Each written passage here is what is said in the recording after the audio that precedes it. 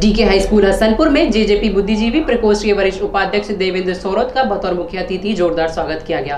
कार्यक्रम की अध्यक्षता संस्था के चेयरमैन चौधरी हर्षरूप ने किया। स्वागत समारोह में देवेंद्र सोरत ने अपने संबोधन में जेजेपी के वरिष्ठ उपाध्यक्ष अजय सिंह चौटाला, हरियाणा के उप मुख्यमंत्री चौधरी दुष्यंत चौटाला एवं पार्टी के राष्ट्रीय महासचिव व पूर्व मंत्री चौधरी हर्ष कुमार का भी आभार व्यक्त किया। इस मौके पर जेजेपी बुद्धिजीवी प्रकोष्ठ के वरिष्ठ उपाध्यक्ष देवेंद्र सोरत ने कहा कि जेजेपी ने अपने घोषणा पत्र में जिन बातों का जिक्र किया है उनमें एक एक करके पूरा करने का काम कर रहे हैं। जैसे हरियाणा प्रदेश में 75% युवाओं को नौकरी देने की बात हो, चाहे शहर की तर्ज पर गांव में जननायक ताऊ देवीलाल के नाम पर स्मार्ट कॉलोनी बनाने की बात हो, चाहे गांव के कच्चे रास्ते को पक्का करने की बात हो, चाहे हरियाणा के बुजुर्ग को सम्मान निधि को बढ़ाने की बात हो, प्रत्येक बातों पर एक एक करके पूरा करने का काम कर रही है। उन्होंने अपने संबोधन में समारोह में मौजूद लोगों से अपील की है कि दुष्यंत चौटाला के करनी और कथनी में कोई अंतर नहीं है। दुष्यंत चौटाला के हाथों को मजबूत कीजिए, उनके साथ कंधे से कंधा मिलाकर हरियाणा के विकास में अपनी भूमिका सुनिश्चित कीजिए। उन्होंने कहा, मैं आप सभी को विश्वास दिलाता हूं कि स्कूल की एवं स्कूल के अलावा दूसरी समस्याओं को हरियाणा उप मुख्यमंत्री दुष्यंत चौटाला के समक्ष प्रस्तुत कर उनको पूरा कराने का प्रयास करूंगा।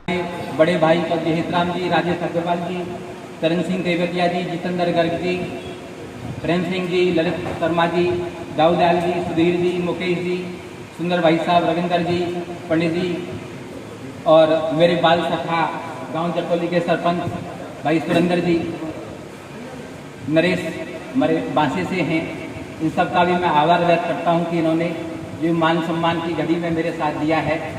और ये वो टीम है, आज से नहीं, राजनीति में जाने का कोई प्री प्लान नहीं था कि हमें राजनीति ज्वाइन करनी है।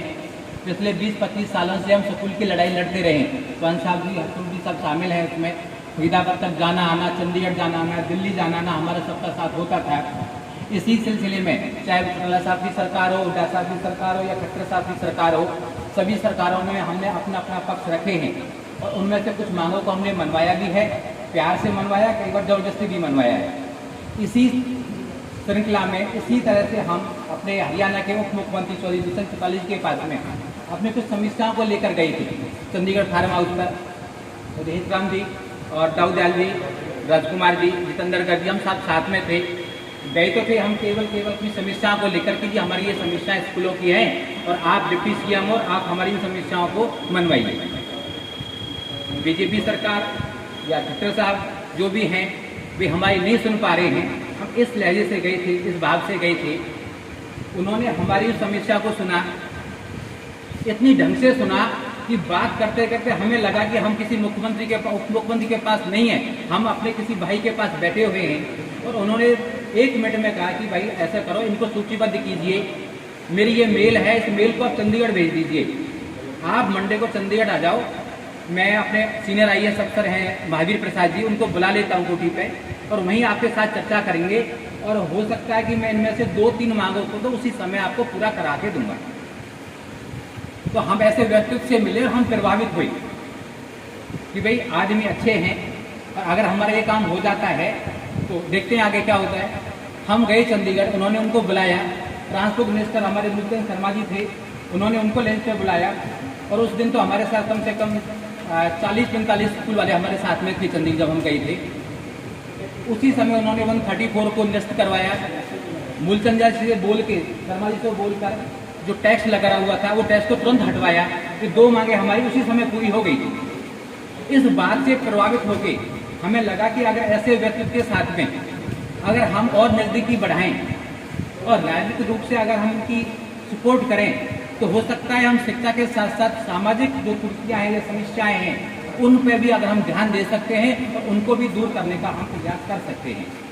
ऐसी भावना के साथ में हमें लगा कि हमें पार्टी जेजेपी ज्वाइन करनी चाहिए और हमने वो पार्टी ज्वाइन की।